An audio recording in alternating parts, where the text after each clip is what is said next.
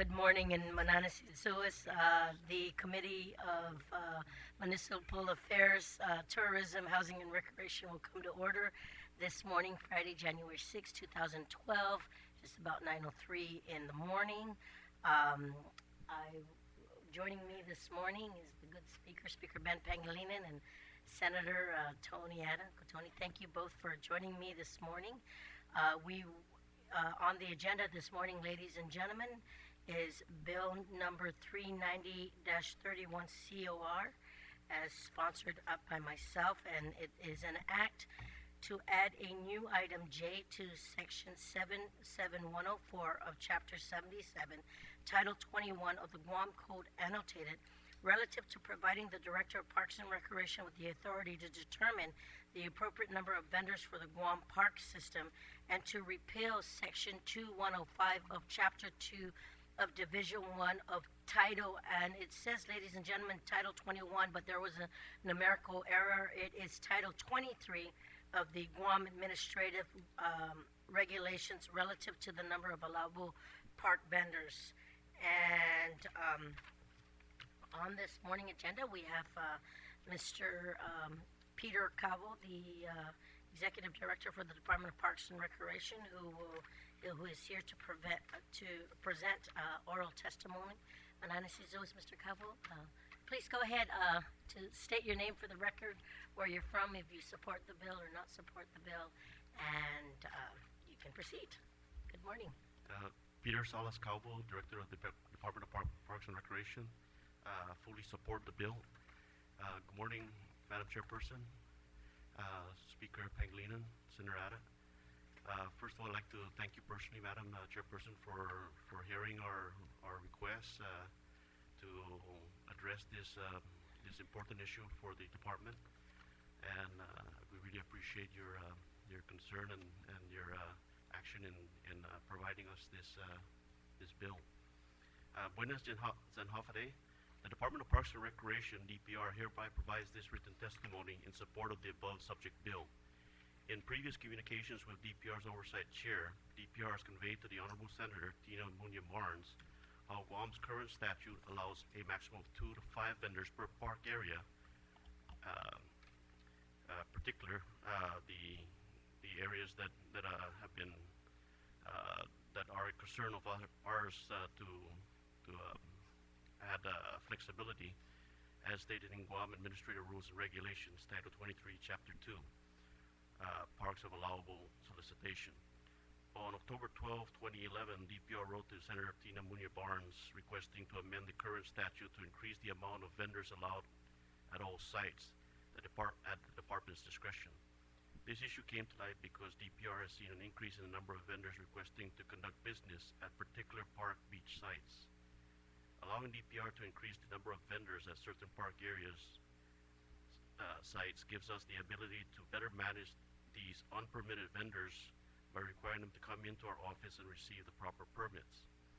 DPR requires vendors to show proof of liability during the issuance of the permit. More importantly, for vendors who are conducting water recreation such as diving, canoeing, and kayaking, or any other watercraft sports, we request copies of permanent insurance information that cover the consumers, as well as require a balance of instructors to customer ratio. The changes that will result from Bill number 390, which adds a new item to 23 GCA Chapter 77, will effectively allow for the department director to use his discretion in determining the amount of vendors as deemed appropriate. Additionally, it continues to provide opportunity for those vendors operating over the authorized limit and allows flexibility as tourist interests change. We are elated that the 31st Guam legislature has taken steps to see this request come to realization. Once again, Senators, I'd like to thank you for introducing this bill, as well as request your support in providing us this discretion.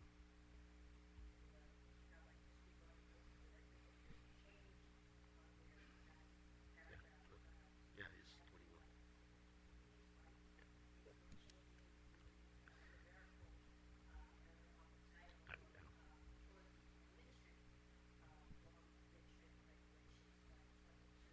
Yeah.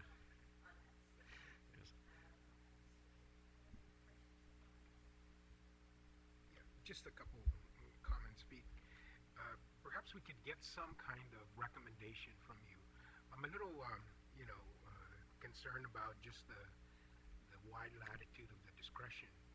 Um, Maybe we can get from the department some recommendation on where vendors should be allowed, what type of parks, you know what I mean? That there may be some parks where we don't want vendors in, or that the number of vendors is dependent on the size of the park, so that, or maybe the number of visitors, whatever criteria, but something a little bit more uh, confined that will give us an idea of how the park and the use and the character of the park is going to change. If you allow more vendors, for example, if you put, vendors at Matapan Beach where you know it's a large use by local organizations, by our local community, and you put 5, 6 vendors in there, it changes the character and the use of the park. So maybe some suggestions or some ideas from you, yourself and your staff on recommendations of how we determine, the number of and the type of vendor even that we should allow in our parks. Thank you, Senator, for that, because indeed that was what actually initiated this request. Sure. Upon coming on board, Right. there were only 5 vendors allowed at the Two Lovers area, Mm-hmm. and we were handling 7. Yeah. And the situation wasn't very pretty because there were plenty of violations to include health, safety, as well as EPA and fire code violations, stuff like that. And so I allowed it to go on until June, then we cleaned it up a little bit, but all the vendors are still working. But yes, indeed, we do need to address some kind of standard format, and also taking into realization too that at some point in time we'd like to develop more property. Like even the Two Lovers area, we want to see if we can expand that property a little bit, and that might include more vendors as well. We'll try and figure out a format that we can recommend Sure. that can be feasible to manage this. Okay. Thank you very much, Ms. Masi. Thank you, Madam Chair. Thank you, Speaker Pangilinan. And just to follow up on Speaker Pangilinan's inquiry, Mr. Calvo, you talked about the expansion of the park possibilities. Has the commission and you worked together in as far as delineating this concept already, so that maybe within the next 10 days, if we have a markup hearing, we do have session in January, and in order for us to work on an expedited effort to move this legislation forward and to get my colleagues to work with me, I'd like to see if there's anything in writing that can be forwarded to us within this timeline before session date. So I guess I'm going to ask you for a very big timeline, maybe early next week, Yes, if there's a possibility. Sure. We do have a commission member meeting next week, and of course, as you can imagine, a lot of the issues that I've been introducing to the commission are the more important issues that need to come before them. And I will introduce this one as far as expanding certain areas. One of the things that we'd like to see at Two Lovers is there's a large swath of land up there that essentially is there's only one activity going on up there right now. 7 vendors, and of course we'd like to see if we can expand the amenities that are up there as well. We talked about a walking trail. I understand that the Cushing Zoo permit was not extended, and maybe putting them up there where there's actually bus traffic. If they like to move, would actually entice more tourists to go through the Cushing Zoo, and at this point down there at Matapang, there's really not that bus traffic, and so it's really I really appreciate, just based on that, I think that the speaker can probably agree with me that maybe that would probably be for a separate standalone bill, but I also want to state that based on the inquiries that he had on the number of vendors and what type, is if we can have it delineated down so that we can already see how we can move forward on this legislation. So if that can be addressed immediately, it would be good for the committee markup. And as the listening audience are listening to this public hearing this morning, they'll have a better understanding of what is it that Parks and Recs really want to tell in as far as the type and the numbers of vendors that want to come in. especially when we talk about Two Lovers Point, we talk about the Joseph Flores, the Ipa Beach Park, and we talk about some of the other beaches that we have control, that Parks and Recs has control off on, and as far as Route 1. So, I mean, those are, I mean, I know we own 70 to 60 to 70 parks around the island that Department of Parks and Recs oversees, am I right? Uh, yes, there's a lot of acreage, but yeah, basically there's 78 active parks. 78 active parks. Yeah, active parks. Yeah, so, Senator Tony Hanna? Thank you. Thank you, Madam Chair. I think the only question I have is, how long are these permits granted for? When They're everybody comes in? 1-year permits from June 30th to July 1st. Well, June 30th to is the ending date. July 1st to June 30th. Is there like a rotational, like if a vendor comes in, or the vendor that got the permit already is priority over others that want to come in to sell? We haven't the technically. I mean, this being my second year, and we've only actually renewed once so far. We've kept all the vendors that have been operating in that area, with the exception of divers down at the fisheye, because a lot of them were diving without permits, and so we were only allowed 3. We pushed it to 5. I believe 5 in the fisheye area is already too crowded because of the size of that area. And then when you can calculate, each one of them bringing 5 to 10 tourists into the water, that's 50 people automatically into the water.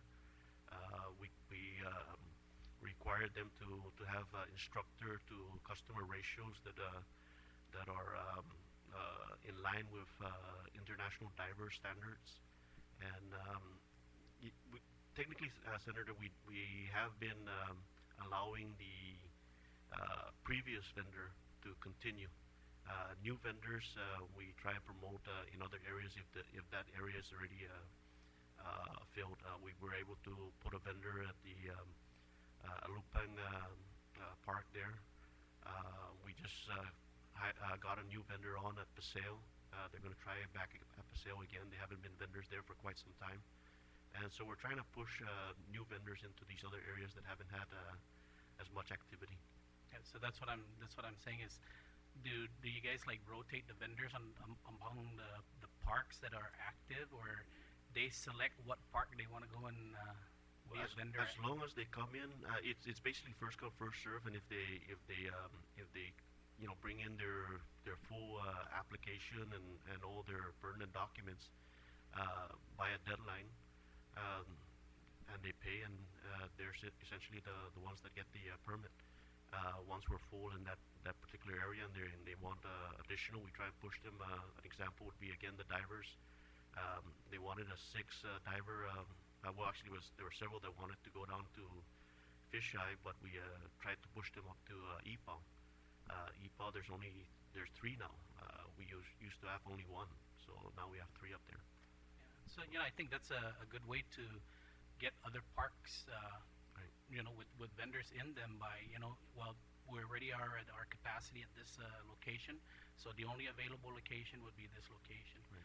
And to spread out the vendors at all the parks and be able to make those parks viable to tourism and everything else that's going Yes, on. and of course, there's always going to be those preferred park areas, and we again, we don't have a system yet of rotation spots, but maybe that's something that could be considered. Yeah, something to look into, and that way you'll be able to, keep your parks active and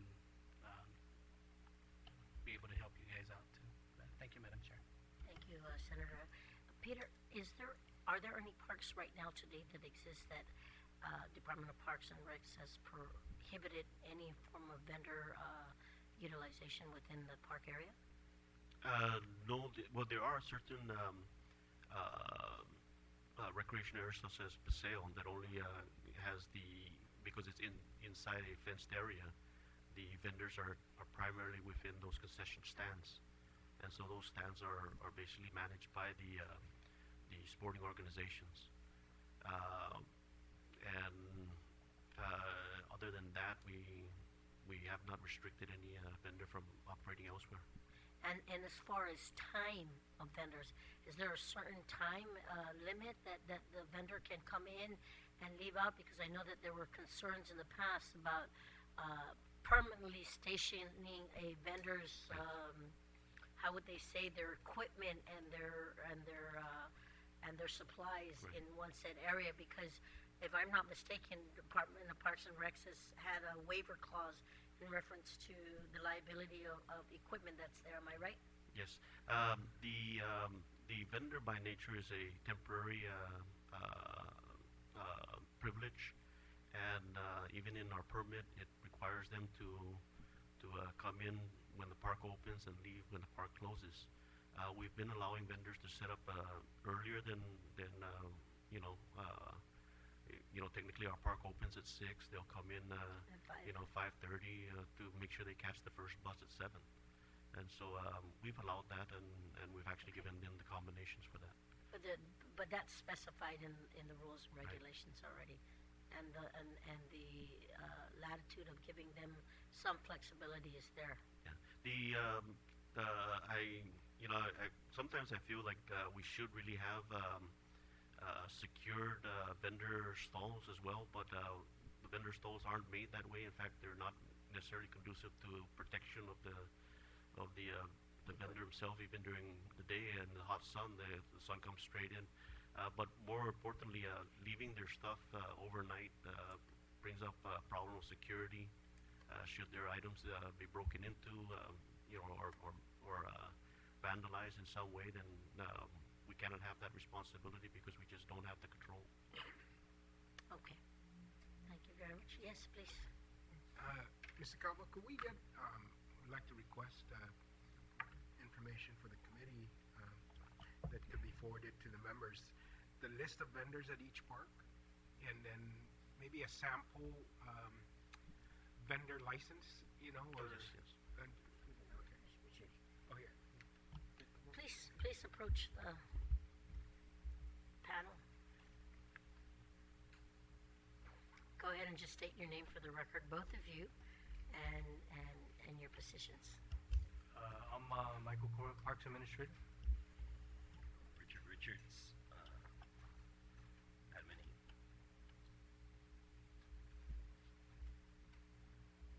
Okay. Did any one of you care to answer the question from Speaker Pangilinan? Yes, we do have the vendor list here of our current vendors for the year 2012, and we have a vendor packet with the application and all the rules and regulations. Oh, that'd be very helpful. Yeah, Mike, could that go ahead? Could Yes. we get a copy? Just be given. We'll go ahead and make copies right now for the record, and then we'll go ahead and give you back the originals. Yeah, with your staff here, Mr. Calvar, are there any vendors right now that are have any issues of discrepancies or concerns that may leave the agency to terminate or to release them from their slotted vendor permit right now today? Not to my knowledge. I know that some vendors have been late, and we tried to secure all of that just last month. Even though we gave them payment schedulings, they weren't up to date on their requirement, and so they finally came to compliance last month. However, Richard, do you know of any vendor situations that we might be? We still have a couple that we're working on that's late with payment. We're trying to expedite that with them, that they need to. We've given them more than enough time to make payment, but we're working with them on it. And the funds that come from the permits, are they going into your revolving fund, or to a separate fund, or does it go straight into the GF fund? It goes straight to the general fund. However, the way the budget has been working in the last couple of years, which I'd like to address with you a later time, is that there's a stipulation within the Park Services Fund that requires authorization by the legislature. What the previous practice has been that they've been authorizing us a certain amount for the Park Services Fund in the budget. However, taking that same amount out of the general fund and providing it. The problem that we have is, while we've been making 250 plus a year, we've been getting 200,000 or less from the budget obligations. So it's not necessarily You make rotating. 250,000 for the parks, and Right. yet you only receive from the appropriations 200,000. Right, and in fact, what has been happening is, my understanding with those funds is really that it's supposed to allow us to then put back into the program and improve the program. And what has been happening is, of course, we've been having to use it for our regular operations activities, such as with this particular budget. Now we're addressing our 193,000 that we've been authorized for the special park services fund. We've been using it we're detailing it for supplies and fuel, because basically we just don't have that set aside in other areas. Has any of the funds that has been received been taken away from the Governor's Transfer Authority? Not that I know of. Okay. Just want to make sure that it's kept safe and that we still have tracking on that. Well, Because indeed, we know how valuable and how little that you guys get. And I will definitely work closely with the oversight chair of appropriations to see what we can do to at least help out in that burden, because I too believe that the funding that the Department of Parks and Recs receives, the little that you guys receive, should be able to go back into the programs that you guys work out with, and I think that's important. yes, indeed, Senator, and that's why I like to try and address, and I know the past problems that the department has had, and I like to try and dispel that. That's been more than 20 years already, and there's certain flexibilities that the department really requires to allow for the quick response that is necessary to make programs happen on a timely basis. And recreational activities need certain things. I mean, if you're well, take for example the cemetery. If they're broke down, I mean, we couldn't turn around and buy another one right away. It just takes time, and besides that, the funding is already designated for other purposes. By having the fund within the commission, and now that we've got a commission actually running again, we can run approval of the expenditure of these funds through the commission in order to make it more legitimized. Somehow, having it come out of going straight into the general fund and only having a certain appropriation for that fund essentially restricts the flexibility that we should be having when we operate programs. We come into programs sometimes on a week's notice, and we have to supply the support, and it means pooling other resources in order to get it done. I really appreciate your statement, and I just want you to know that I will work closely with Speaker Pangilinan and my colleagues in the committee to see what we could do to actually make the funding source work into the programs that exist today that you guys have, because I think it's only fair. But again, we must note for the record that accountability and transparency is of a crucial ingredient to make this work, and as long as that's in place, based on the shortcomings that it had for many years, I think what we can do is revisit this and work closely together, and I'm hoping that with the support of the oversight chair that we will continue to work closely on that, because his support with me on this effort has been there, and we'll see what we can do to try and make it work. Yes, indeed, Senator, and I appreciate that, because indeed, I think this fund will also inspire an incentive to actually get more things done if we're able to throw it back into the program right away. It was based on what exists today. It was at the recommendation of the public auditor, and a lot of times things are set in stone when it's quoted or stated by the auditor, and if there is anything that can be done to change the sentiments of that committee or that office, I think it would be a great plus in working with us, because based on those changes being made back then, it was because of Yes, Yeah, we need some clear assurances, I guess, that control